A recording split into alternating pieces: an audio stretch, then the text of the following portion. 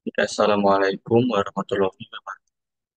Izin memperkenalkan, kenalkan nama saya Mahfudin Mahfud dengan NIM 2352307. Di sini saya akan mempresentasikan hasil jawaban dari soal-soal UTS yang diberikan.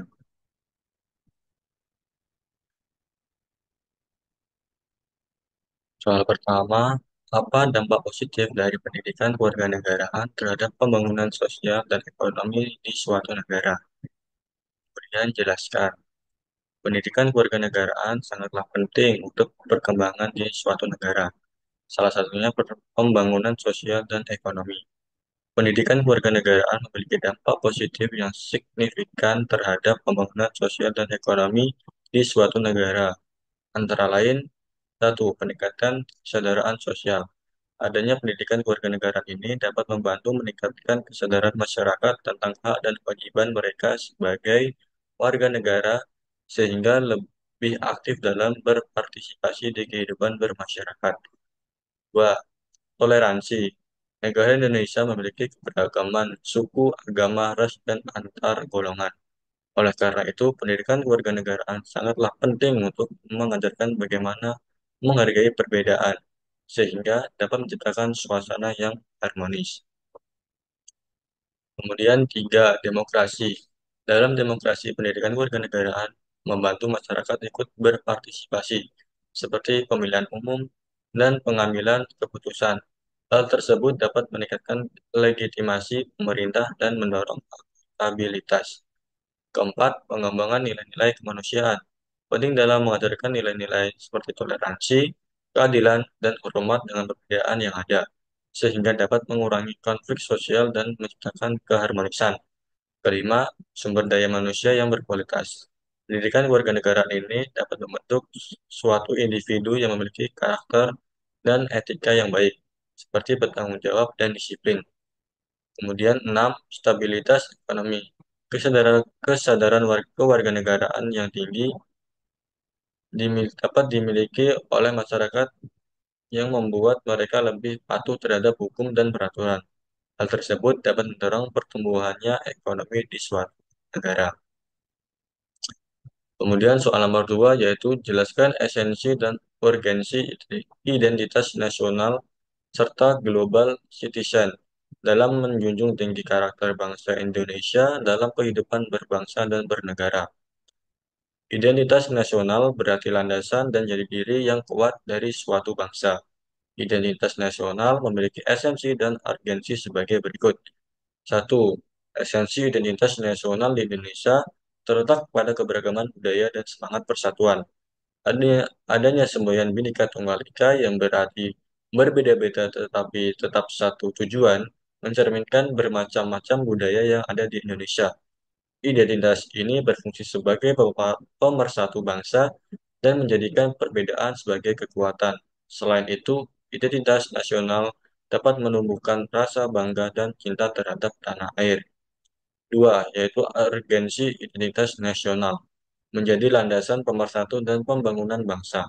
Mengingat perkembangan global, identitas nasional membantu masyarakat untuk memiliki landasan yang kuat agar tidak terpengaruh dari pengaruh luar. Kemudian global citizen berarti konsep yang mengacu pada individu yang memiliki kesadaran akan peran dan tanggung jawabnya di kancah global. Citizen memiliki esensi dan urgensi sebagai berikut. Satu, esensi global citizen. Konsep ini mengajarkan untuk memahami dan sadar akan isu-isu global masyarakat. Masyarakat harus memiliki tanggung jawab tidak hanya dalam lokal, tetapi juga dalam lingkup global. Selain itu, mampu untuk beradaptasi dan berinteraksi serta berkolaborasi dengan orang lain dari berbagai latar belakang tanpa kehilangan jati diri sebagai bangsa Indonesia. Kedua, urgensi global citizen. Di era globalisasi, negara harus menghadapi berbagai isu global dengan kolaborasi antar negara, sehingga dapat menciptakan perdamaian dan toleransi yang tinggi.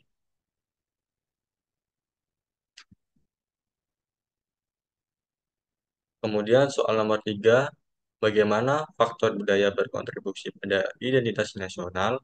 Berikan contoh tentang bagaimana budaya dapat memperkuat kesatuan dalam suatu negara. Faktor budaya sangat penting dalam identitas nasional, di mana dapat berperan dalam membentuk dan memperkuat identitas nasional suatu negara.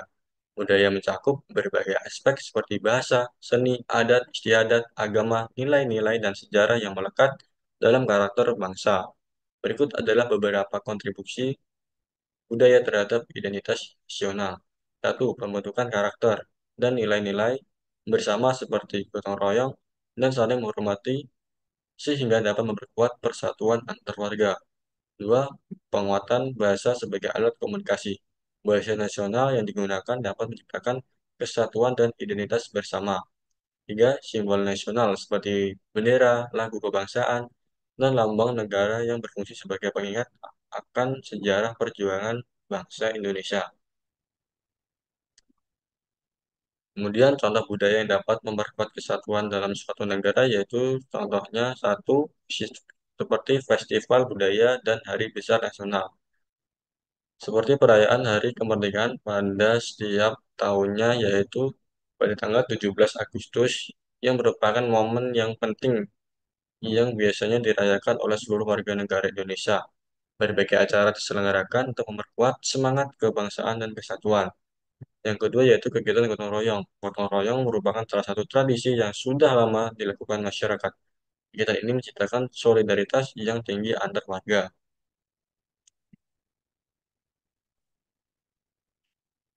Kemudian pertanyaan terakhir yaitu apa pentingnya menjaga keseimbangan antara kebebasan beragama dan kepentingan negara.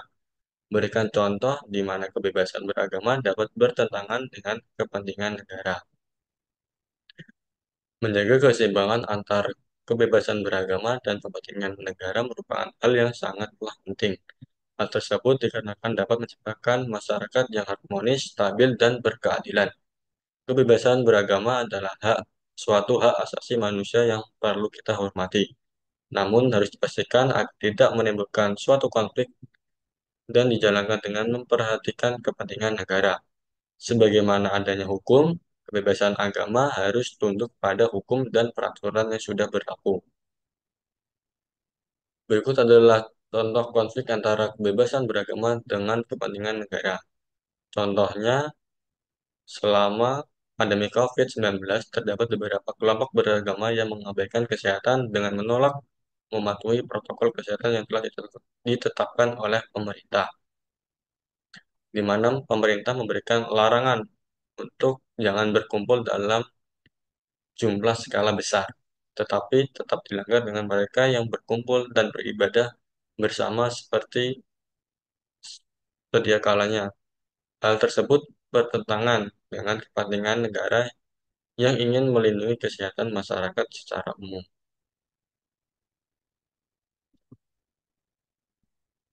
Baik, terima kasih. Sekian dari presentasi saya.